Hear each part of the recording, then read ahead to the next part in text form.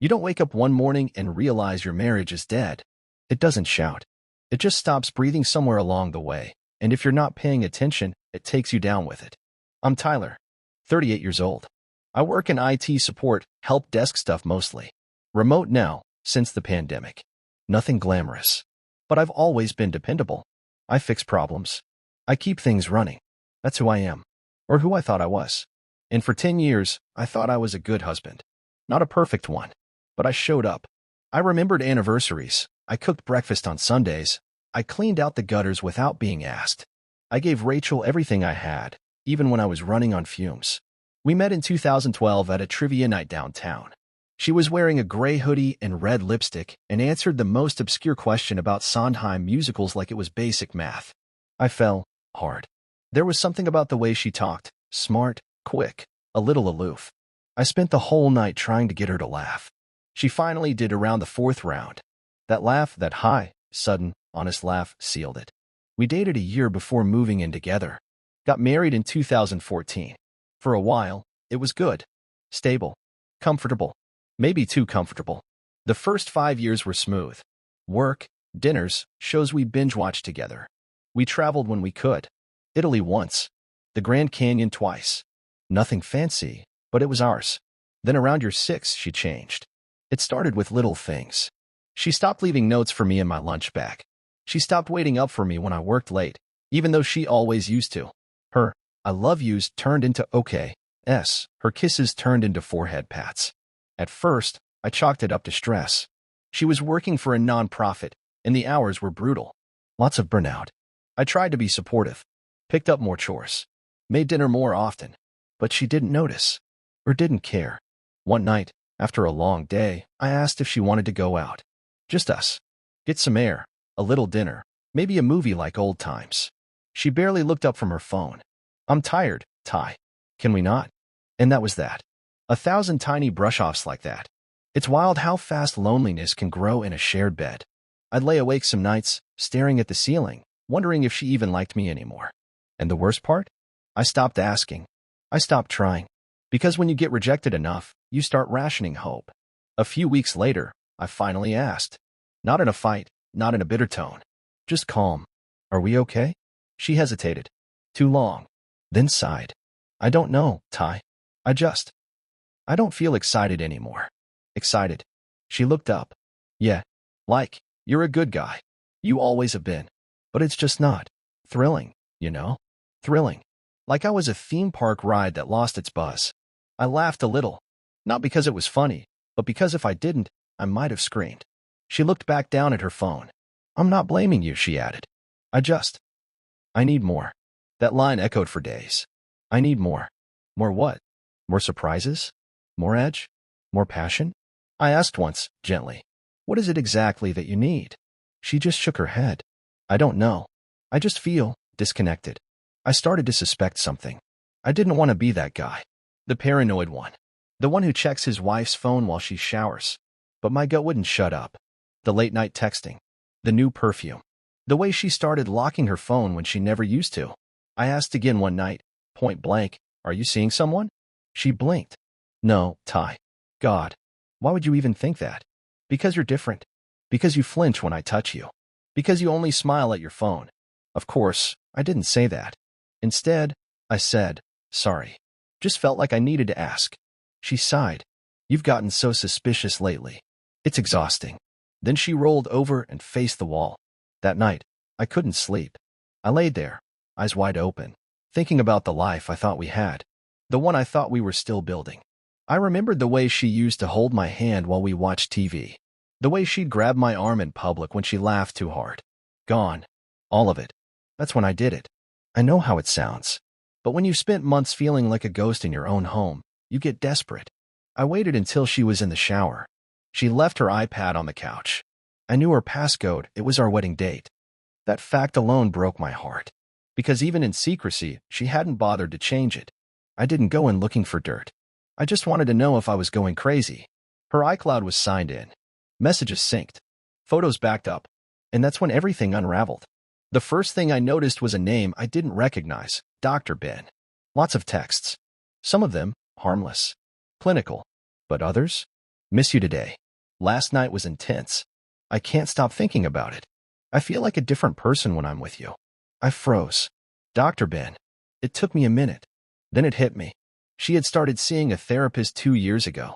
Weekly sessions, every Thursday at 3 p.m. Said it helped her decompress. Said it helped her sort through emotional clutter. Turns out, she was sorting through more than that. I scrolled faster. My hands were shaking. Photos. Blurry, low-light selfies. Hotel rooms. Wine glasses. His hand on her thigh. Her lips on his cheek. She captioned one, "Our secret place." I wanted to puke. She wasn't just cheating. She was doing it with her married therapist. Yeah, married. I found a wedding ring in one of the pictures he forgot to crop. A tiny detail. But it changed everything. She said I was too boring. But somehow sleeping with a man whose literal job was to listen to other people's trauma? That was exciting? I snapped a screenshot. Then another. Then a dozen. Not out of spite. Out of survival. I needed proof that I wasn't insane. That I hadn't imagined the distance. That my gut wasn't lying to me. I put the iPad down before she got out of the shower. My heart was racing. My whole body shaking. I sat on the porch in the dark, trying not to scream. 10 years. 10 years of memories, holidays, laughter, inside jokes. 10 years of building a life, paying bills, fixing things, believing. Wiped out by one iCloud sync. I didn't confront her that night. I didn't yell. I didn't cry. I just sat in silence, letting the truth crash over me like waves I couldn't fight anymore. I slept in the guest room. The next morning, she didn't ask why. That told me everything I needed to know. I started planning. Because when you discover the truth, you don't react. You calculate. I was done being the boring husband. Now it was my turn to write the next chapter. I didn't tell her I knew. Not right away. That would have given her power. Let her prepare some speech, twist the story, cry her way into a new version of events. No, I wanted to watch. I wanted to see how long she'd pretend to love me with that lie in her mouth. So I played the part. Husband. Boring. Predictable.